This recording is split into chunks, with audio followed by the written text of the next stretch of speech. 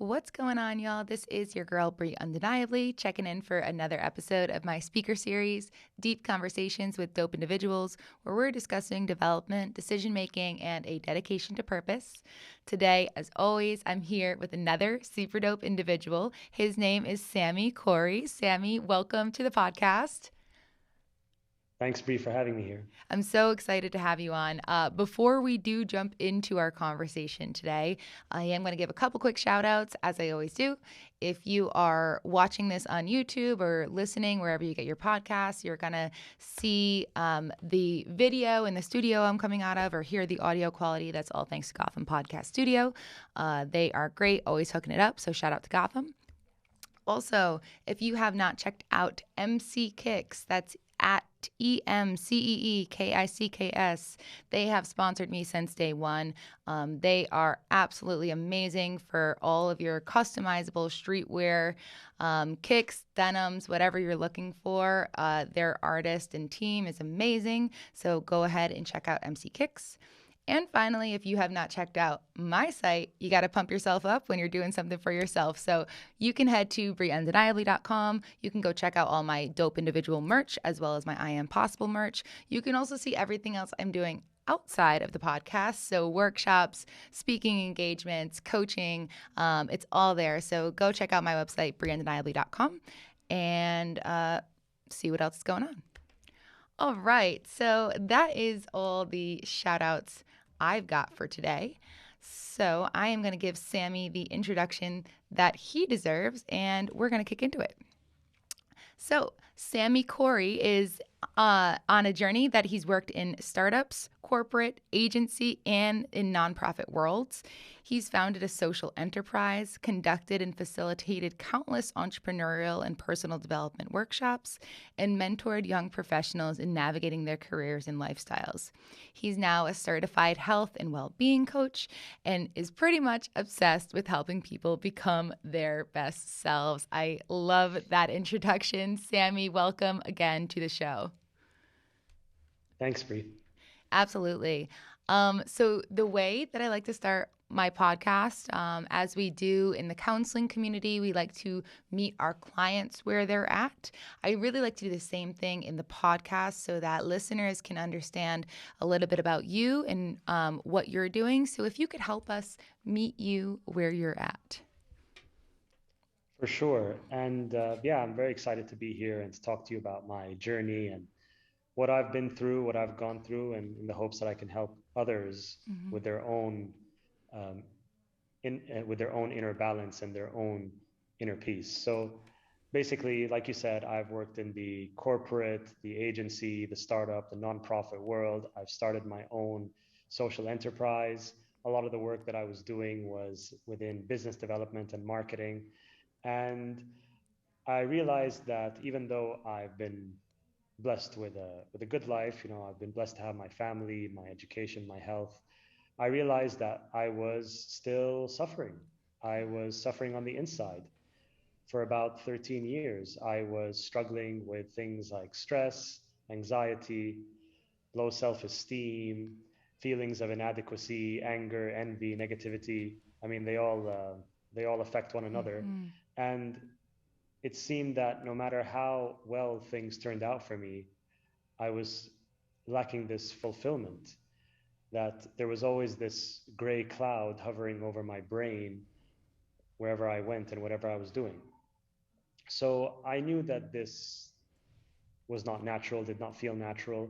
And I've always been a student of personal development. And just the last few years, I started diving into some more advanced fields such as mindfulness, philosophy, neuroscience. And I was basically able to heal myself. Mm-hmm. I was able to see that most of my inner suffering was an illusion. It was an exaggeration. They were projections of my own mind. And now what I do is I want to coach people on regaining their inner freedom, on breaking free from their limitations. And this is where I'm at today. Thank you so much for sharing that. I mean, just that outline of your story is compelling. And I'm just thinking I mean, there's so many places that I want to push into right now and kind of understand more. But um, I want to go first to uh, the the place where it seems that you were successful in business but not feeling fulfilled in life. Like when you started realizing that there was friction there, when you started realizing that your business success didn't necessarily translate or equate to feeling happy and fulfilled. I want to kind of start there at that in your journey. Yeah, for sure. So again, naturally, when you are stepping out of university, you're coming in with a certain expectation of your duties, of what your role is, what you're set out to do, and this is like basically I was following that. That okay, Mm-hmm. I'm this quote unquote business guy. I'm a I'm a I'm a man, and this is what's expected of me. And to be quite frank, again, there were many explicit and implicit messages throughout my life that in order to be this successful businessman, I had to adopt this alpha male persona.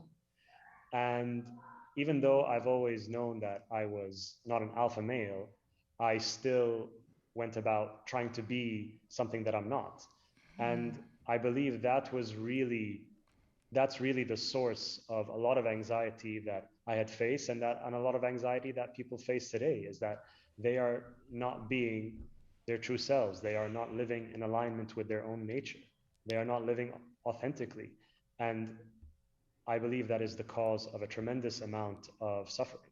So that's kind of where I saw things that I felt things were not going well for me. Mm. And so it seems like there was really like this struggle with the external messaging telling you that you had to and were meant to be one way and supposed to be one way. And you were sort of fulfilling part of that through business, Yeah. but not necessarily like embodying the characteristics that you were told that you were supposed to be, like the alpha male. Like there's masculinity really intertwined in some of that messaging. And I think that's really interesting because I know that I haven't touched much on that external messaging really pushing Yeah. down on a person. So I really appreciate you sharing that. Let's kind of push forward to maybe the first moment or few moments where you started to push away from this, or you started to make those internal changes for yourself. Were they small moments? Was it a major moment? What was that next part there? I mean, the next part of it was so. I mean, thankfully, I've always had this high level of self awareness that I've always Mm, been very aware of myself. I've been very aware of my thoughts, and so I kind of always knew what was happening in my head, what I was thinking, what I was feeling. okay. And in addition to that, it's just really reading, reading things related to mindfulness and meditation, reading philosophy, Western and Eastern philosophy, reading, about the human brain, about neuroscience, how the brain reacts to stress, to anxiety, how the brain interprets the world around Mm, it, how the brain is essentially a survival machine. At every moment, unconsciously, it is determining what is going to help me survive and what is going to threaten my life. This is simply the mechanism of this organ that is in our head. So just that constant learning and constantly being aware of what I was thinking and the questions I was asking myself and what I was wondering about for so many years of my life, even in my youth, even when I was in school. And just by learning and understanding myself and understanding the human mind and being as authentic as I can, all of this stuff that I was learning just really put into words feelings and intuitions that I've had for so long mm-hmm. about what it means to live well, what it means to be human, what it means to live with that inner peace. So that's kind of where I felt I was just connecting the dots with a lot Okay. of things in my life about that, like right before, again, thankfully, right before COVID struck. So I Wow. was, I was, I was, I was okay. I mean, I know a lot of people suffered mentally and emotionally during COVID, Mhm. but thankfully, I was able to build that resilience before COVID hit. Wow. I like to really like pull out the pieces and make sure listeners are really getting it. And the piece that I want to pull out from what you just said is that you basically started to lean into this small voice that you had always felt like you've always been self-aware. So you had this kind of a small voice in your head kind of pushing you towards this understanding of yourself more. And you leaned into that. And the way you did it was with education, books, micro moments, reading, making sure that you are Yeah, incrementally developing because unless it's sort of a life shaking moment or a life changing moment, it is typically a compilation of micro moments that actually help to totally. help to transform us into who we are. And I love that for you it was really listening to that inner voice and pushing towards education, pushing towards books, pushing towards reading. And so that's the piece that I really want to pull out there and throw back to listeners, just how powerful that compounding effect can be. When you're compounding your learning and compounding your understanding, it goes from micro moments to macro understanding. Absolutely. Yeah. Okay, so let's keep it moving. So you kind of said then pandemic hit. So let's talk about maybe your transition there or how you were able to use this mental resilience that you had built up to work through the pandemic. Kind of bring us into 2020 for you. For sure. One of the key things that I've learned that I think can help anyone Mm. is really about understanding what is within our control and what is not within our control. That is essential in order to maintain your balance when facing the inevitable setbacks in life. And while there are millions of things that are out of our control, I'd like to turn to what is within our control. And the one thing that is 100% within our control is how we react. It is how we respond to the situations, no matter how tough, no matter how hard, no matter how unexpected and surprising they are, we still have the willpower within us to choose our reaction. Of course, for the most part, a lot of us, we tend to live instinctively or reactively, like we just react Mhm. without really thinking about the consequences. We react without really understanding the roots of our reactions. You know, it's very mechanical, it's very we're creatures of habit, and if we're constantly doing the same thing over and over again, we don't know how to be otherwise or how to act otherwise. So to understand that you have the ability to pause, to reflect, to explore different options of how you can react is a very powerful way to live. Why? Mhm. Because then you just avoid being pulled around by your emotions. You avoid being pulled around like a puppet on strings. Of course, now emotions are important. Emotions are part of life. That's what makes us human. But sometimes it's also important to step back and really look that, okay, is this really worth reacting in a hazardous way? How can I react in a way that is positive? How can I respond in a way that is productive for me and that whereby I maintain my inner balance?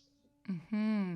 You're speaking on something that's so important. It's something I've done a lot of research on, and it's that space between stimulus and response is our freedom right there in that space. That is Absolutely. where our power lies. And I believe, and I don't want to misquote, but I believe that was Viktor Frankl, Man's Search for Yeah. Meaning, where that really came from. But in that space, and I'm again going to reiterate because what you're saying is so powerful, is the stimulus is when something happens, someone says something to us that makes our Mhm. blood boil, so something happens, we're stimulated, which is going to cause a feeling. We're going to feel it naturally because that happens. However, then this is where the good stuff comes in. You can still feel a feeling, but not respond with the feeling.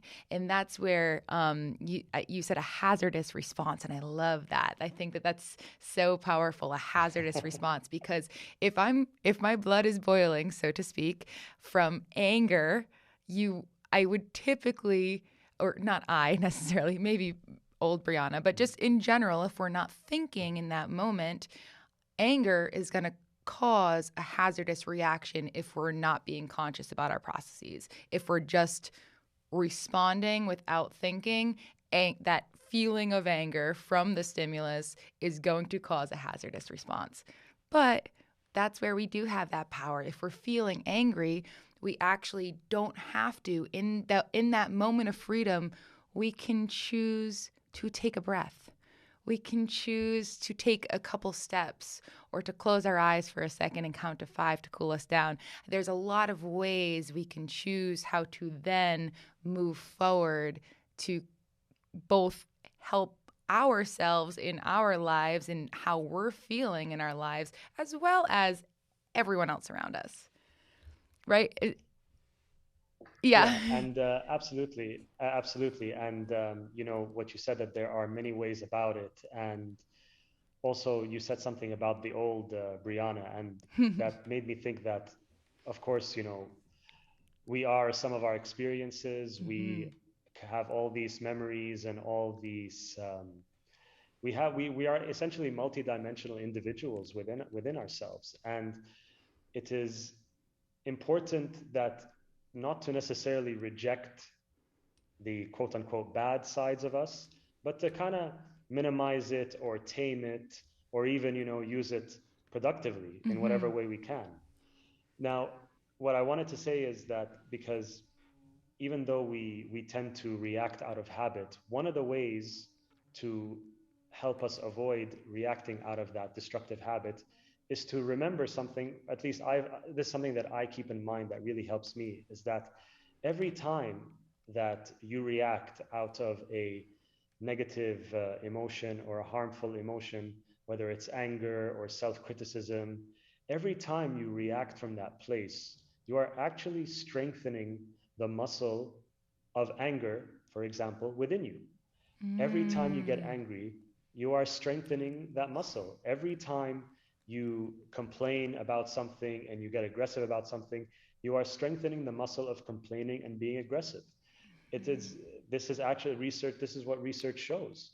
This is these Even our emotions and the way we think about things, there are neural pathways in our brain that reflect our emotions, including our negative ones. So every time you act out on a hazardous emotion, Mhm. you're strengthening that hazardous emotion.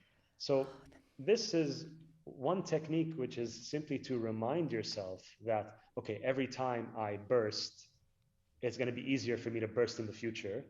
This is something that helps you step back, and it helps you pause.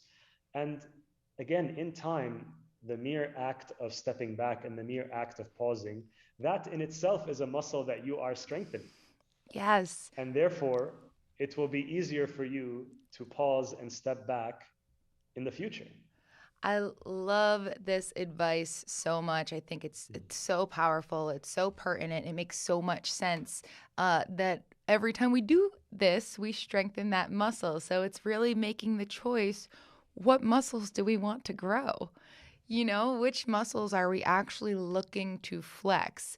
And I guess a way that you can figure that out is how you feel post reaction. So, in the past, how you have felt after a quote unquote hazardous reaction, whether it be anger or frustration or whatever it is, what's the feeling that then comes up for you? If it's also a negatively connotated feeling, or a feeling that just doesn't feel good for you, then that's not the muscle you want to be strengthening. But if after the reaction, after you paused and, possibly reacted in a different way, the feeling that arises for you then, if it's a more positively connotated reaction and positively connotated emotion, one that feels good for you, that's the muscle that you want to be flexing and you want to try to continue to strengthen. Yeah, Very, absolutely. And yeah, if I may add also please. another technique, which is what you just mentioned, which Mm-hmm. is really to remind yourself of the consequences of having a negative reaction, or remind yourself of the consequences of Mm-hmm. getting angry or being envious or criticizing yourself and criticizing others. Ask yourself, what happens when I feel that way, or when I exercise that destructive emotion? How Mm-hmm. do I feel afterwards? What do I feel in my body? What happens in my mind when I act out on those emotions? By simply reminding yourself, sometimes that helps you, again, take a step back and prevent prevent yourself from falling into that cycle. And alternatively, you can also think of the positive emotions where it's like, Mm-hmm. okay, I don't need to react to this person's words against me, because if I don't react, I will keep my peace of mind. If I don't react, I will maintain my inner balance. Mm-hmm. And those are things that I think are priceless. There's a saying somewhere, I can't remember, there's a quote saying that if it costs you your peace of mind, it's too expensive. Yes. Oh, that's so spot on. It's so well stated as well. And something I think that just in this conversation that we're bringing up is this necessity for inner dialogue, and that can feel uncomfortable for people. And I think it's another talking about flexing a muscle, talking talking to ourselves and talking ourselves through things in a positive way, actually asking ourselves questions that are meaningful to our being and then responding to them in a meaningful way.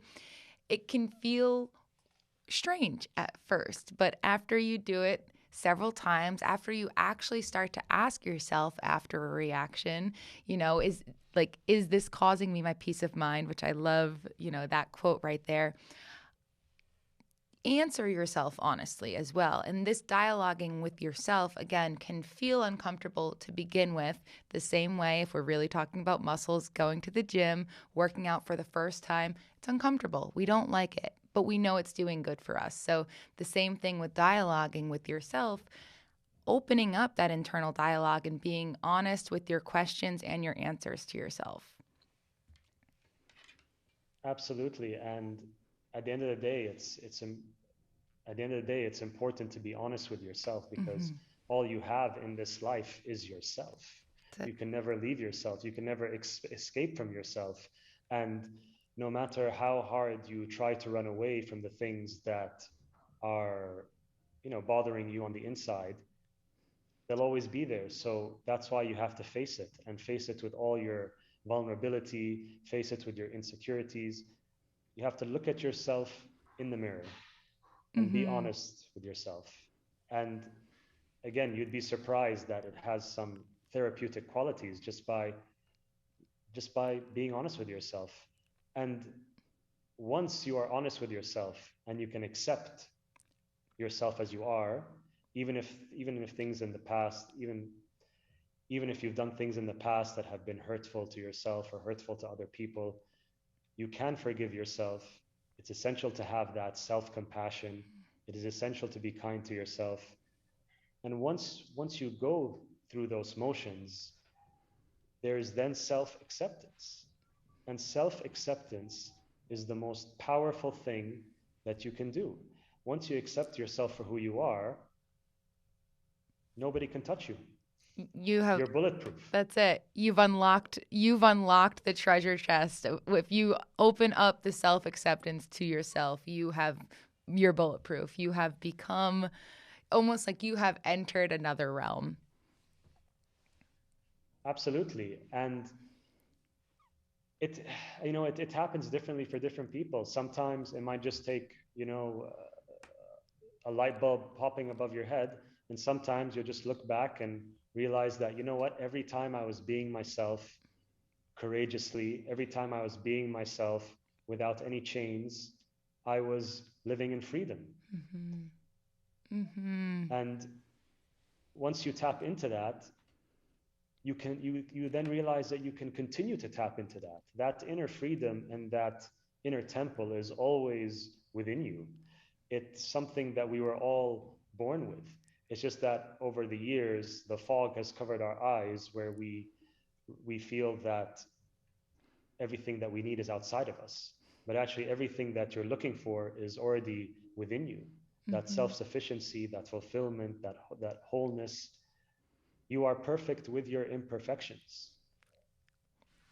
This is just so powerful, and I'm just thinking, like self acceptance is something of a superpower because once we tap into it, it unlocks everything else for us.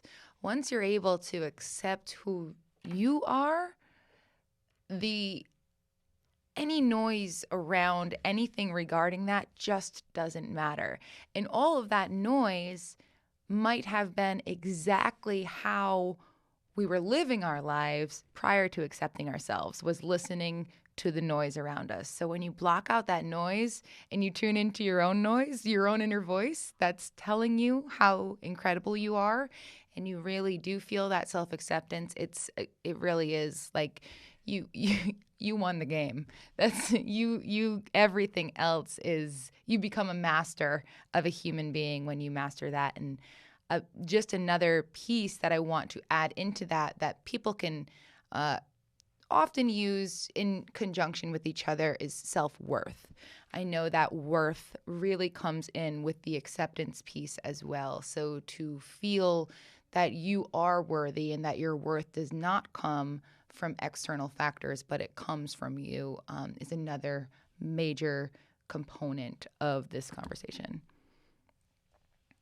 Absolutely, and this is this is what I was referring to when I spoke about the illusions and Mm, the exaggerations within my mind that were the source of my suffering. Was that it's all these voices that you just mentioned. It's these voices that came from our parents, from our teachers, from our bosses, from our friends, from our university colleagues, from Netflix, from music, from so many sources around us that basically tell us that we are not enough. mm, That no matter what we're doing, there is more to do. No matter how far we've gone, it still doesn't mean anything, and we internalize these negative messages.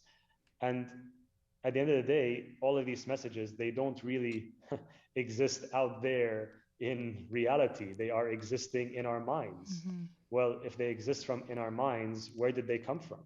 Again, they came from outside of us.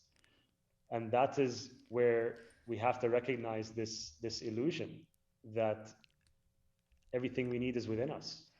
And, and I have to say, I love that you just said that they exist in our minds, and then we are the ones who actually are giving them life by validating them as true. When it Yes. we have that power again, this is the same thing between that freedom between stimulus and response. The stimulus is this outside voice that we now have inside of us.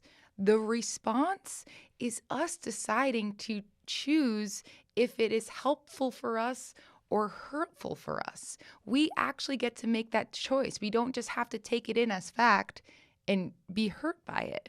We can take it in and decide if it serves us. And I think that is so important in this discussion, is that those thoughts, I've done a ton of work on limiting beliefs and really what happens in that space and exactly what you're speaking on, because I know I've gone through similar experiences, and we give those thoughts life. And if we have the power to give them life, we have the power to take that breath away from them as well. Absolutely. Absolutely. Mm-hmm. Okay, Sammy, well, we have about 20-ish minutes left, 15 to 20 minutes. So I want to move into a little bit more of today, what's happening in your life, in your practice at this point, and how you are working with individuals at this place in your life. And then we're going to do a little bit of fun rapid fire question round at the end. So For sure, for tell sure. tell So, us about what's going on now. for sure. So, as a mindset coach and mindfulness teacher, I have my one on one clients Hmm. helping people learn to relax, helping people learn to change their views of life, to transform their perspectives of themselves, to transform the perspective towards, to transform their relationship to this world and to Hmm. transform their relationship to this life. Again, it is how you choose to see things. It is how you choose to relate to yourself and to relate to the things that happen to you.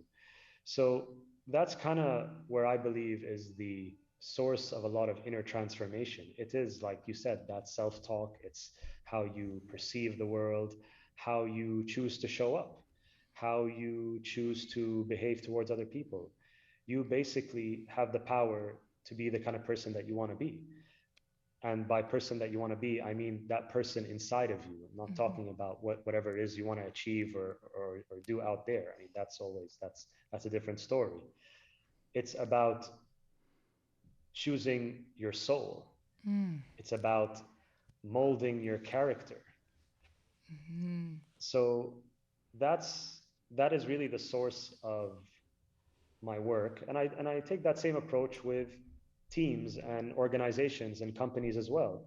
Again, it goes without saying that people who are working in many different sectors, they are also suffering from a lot of stress, a lot of anxiety, a lot of feelings of inadequacy, and many other hazardous reactions. I'm going to be using that phrase more often. It was so Um, spot on when you said it. I was like, I'm definitely yeah. using that as well. Hazardous reactions. So well said.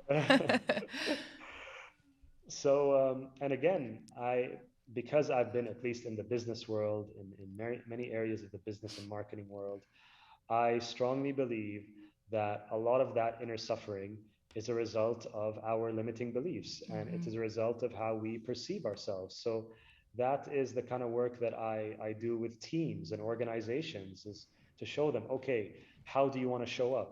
What is within your control? What is not within your control? How can you change your perspective on this particular situation so that you can spot the opportunities and spot the silver lining. And yeah, Yeah. that's kind of how I go about things. Do you find that working with teams, because I know you do both, you work with individuals and you'll work with teams, I believe. But do you find that working with teams is like a different ball game because you have every, let's say it's a team of 10 people, that's 10 different perspectives, 10 different places in life, 10 different mindsets coming, 10 different personal stories that have brought them in all different ways. Like, do you find that working with teams is more of a challenge, or are there strategies for that? So when it comes to working with teams, what we've discovered in our training is that when you bring a team together and you create that space for them to open up and to be transparent about their needs, about the ways that they work, about when about their optimum energy levels throughout the day, when we found that what we found is that when you create that ability to communicate as a team on those topics, there is a lot of cohesiveness that happens because everyone is then aware that, you know what, at the end of the day, we're all looking for the same thing. We're all looking for our well being. We're all looking to perform on our job. We're all looking to help ourselves grow in this world. We are also looking to help other people. We all want the same thing in this life. So when you hear that, what we found is that when you hear that within a team setting, there is more engagement, there is more collaboration, there is more mutual support where everyone is ready to lend that extra hand, even if it is simply by understanding that, okay, my colleague is not actually a morning person, my colleague's a night person, so I'm going to ask that they do this piece of work at night. It's Mm-hmm. something as simple as that. Just by being aware and understanding of our needs, you can create wonders as a team. Yeah, and I love that strategy because it seems like what you do is you really zoom out into the macro level and you find the underlying themes for everyone. We're all looking for, growth. We're all looking for X, Y, and Z. We all have these commonalities. How do we leverage our common space to, leverage our team space essentially? Yeah, absolutely. All right. And what about, so you said you do mindfulness work and mindset coaching. So do they, I know that they intertwine in life for you. Do those practices intertwine as well? Is that something that you work with clients on? Yeah, for sure. So, what is mindfulness? Mindfulness is really about being aware of the present moment. It's Mm-hmm. about intentionally paying attention to the present. Mm-hmm. It's about being aware of our thoughts, aware of our emotions, aware of our behaviors. That is essentially mindfulness. And obviously, that's important because most of the time our mind is either stuck in the past or lost in the future. Right. And when your mind is lost in those ways, essentially you're missing out on life. Life is happening right now. Life is happening in front of you. It's a lot of miracles are happening that we're not even aware of because we're too busy thinking about things. We're too busy worrying about tomorrow. We're too busy getting stuck in the details of things where you look back and you realize, wow, those details actually really didn't matter. So that this is the goal of mindfulness. Now, there might be a lot of buzz around mindfulness. It is an important thing. It's essential for healthy living, but it's what's important to say is that not all of your problems are going to be solved with mindfulness. Mindfulness is simply about being grounded. It is Mm-hmm. simply about maintaining that inner stillness, that calmness, and that openness to life.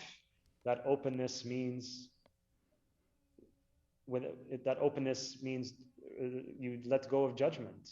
You do not judge. You do not try to even aim for a sort of outcome. It is about the experience. It Mm-hmm. is about the ride. It is about going through what you're going through with openness and acceptance. And then, of course, acting in a way that has integrity. Hmm. Really, really beautifully said. And mindfulness is such a, an incredible practice that, um, you know, I continue to push with clients. Though I don't teach meditation, I encourage that they try to find a meditation practice that works for them in order to be able to tap into that mindfulness. And so I know for me, I offer clients different variations. So, to be in the present space, to be able to feel themselves as they are right now without thoughts of the past or the future.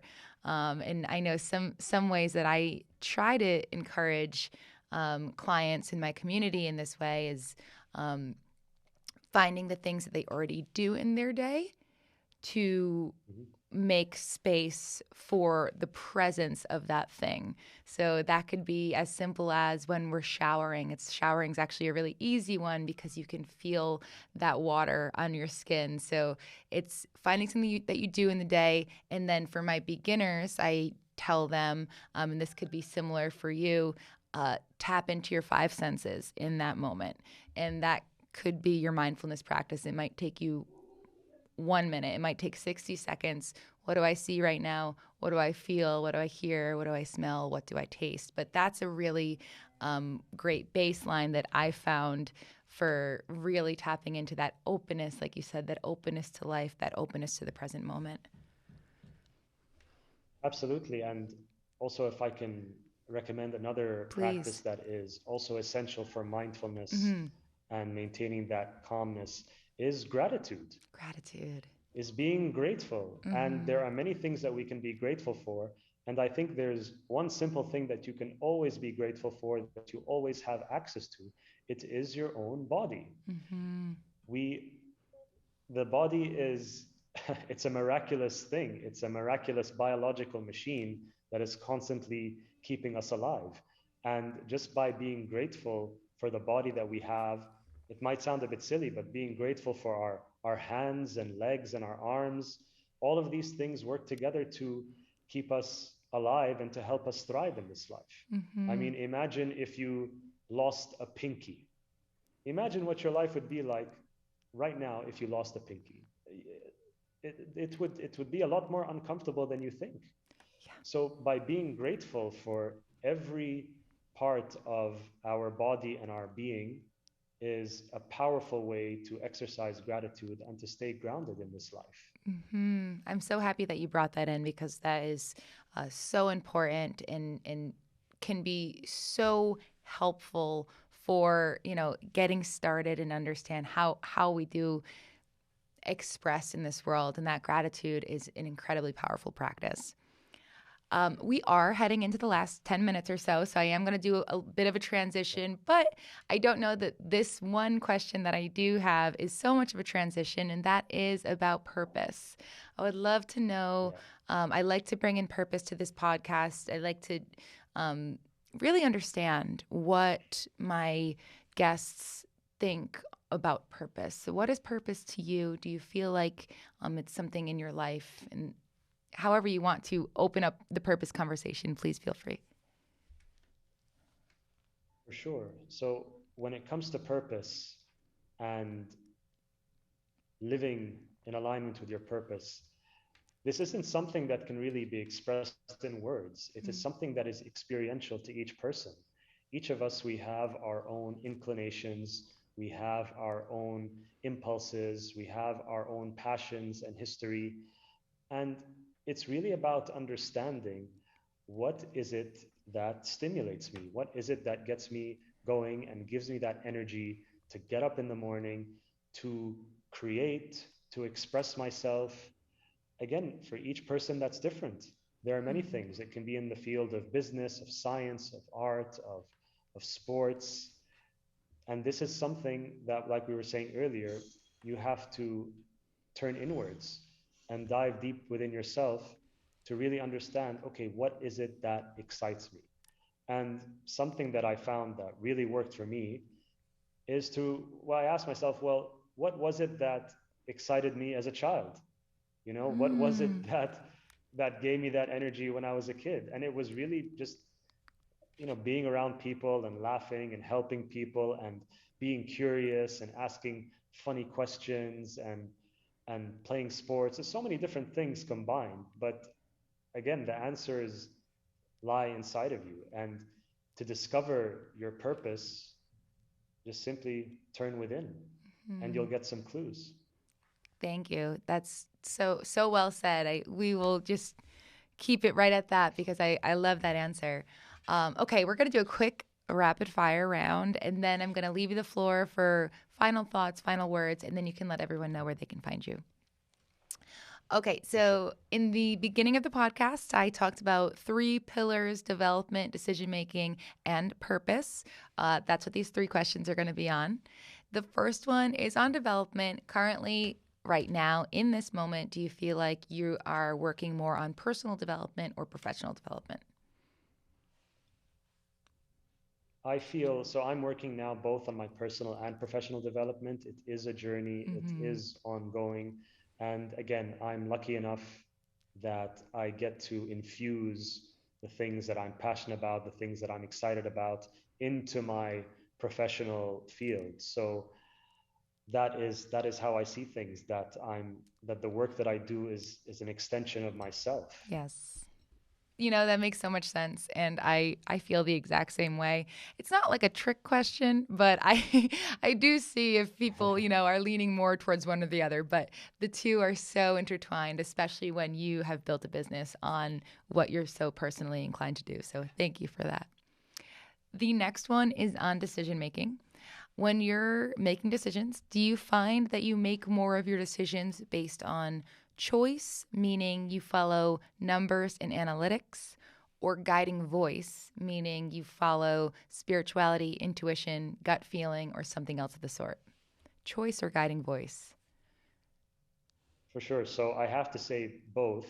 However, I go mainly with my intuition and my gut, Mm. even though I do believe in looking at data and looking at analytics. You can drown in the data. You can get lost in the numbers. You can go round and round in your head about numbers and information. There's always going to be information that you don't know. Always going to be information that you don't have. As long as you have some basic fundamental data to whatever decision you're going to make, I think that's a good starting point. And again, I say that because now we live in a world where data is everything. Data is everything. Yeah, sure, data is important, but you can't forget about the human factor. Mm-hmm. And again, no matter how much you base your decision off data, there's always going to be a blind spot. Right? It's inevitable. That's such a great way to put that. Yeah, there again, another intertwining of the two. I love how you weave that all together, though. Thank you. The final one is on purpose. This one I have recently tweaked a little bit because I have a new intrigue in purpose. And is that question is purpose nature or nurture? Is it something that we are born with and we find in our lives, or is it something that we develop based on the experiences in our lives? Again, I have to say that it's both. Mm. And that's also something that I've been contemplating a lot. And I don't think it's a question of nature versus nurture anymore. Mm. I really believe it is nature plus nurture. Yeah. Yes, we have our nature and our genes and what we've inherited from our ancestors. Yet there's also the environment that we grow up in that greatly influences our growth, and it greatly influences our outlook. It even influences our passions, and it influences what we believe in. So again, I cannot help but say it is both. It is nature and nurture. And this is also where the magic happens, which is how do you infuse the two together? How do you infuse the elements of your nature with the elements of your nurture? Hmm. Sammy, I would not have expected anything less than someone who is so aligned with, my journey. We are on very similar journeys to answer those questions as a 50-50 split because that's what makes sense to me too. So Yeah. I appreciate your answers. We do have only a couple minutes left, so I'm going to leave you the floor for your final thoughts and then let everyone know where they can find you. Well, first of all, thank you so much for having me. It's been a lovely conversation. I love talking about this stuff. I Mm-hmm. can talk about this stuff forever. We can go as deep as you want. Yes. At the end of the day, I think some key takeaways are really about self acceptance, just accepting yourself for who you are. That is the starting point of the journey because it is a journey. It continues. And as you continue on this journey, you'll see that a lot of the things that you worry about and you fret about and that you're anxious about, it doesn't need to be that way. There are ways to let go. There are ways to realize that these destructive habits and these hazardous reactions are they do not benefit you. So I think it's really a journey of being yourself and letting go. It's Mm-hmm. combining the two. They're not mutually exclusive. Like, they're not mutually exclusive. It is accepting yourself as you are, acting in this world as you need to act, and letting go. So powerfully put. Thank you so much. And where will listeners be able to find you if they want to get in touch or reach out or see what you're doing? For sure. Yeah, if anyone wants to get in touch, they can reach me on mindresiliencetraining.com or on Instagram at mind.resilience.training. Amazing. Sami Khoury, everyone. Thank you again so much, Sammy. It has been beyond a pleasure. This conversation was packed with rich, insightful information. I can't wait for listeners to hear it. And I am very appreciative to have had you on the show. Thank you again. Thank you so much, Bree. I really appreciate it, and I'm grateful to have met you and to be talking about these topics with you and sharing this knowledge with everyone. Absolutely. And as I end all my podcasts, until next time, let this be the moment.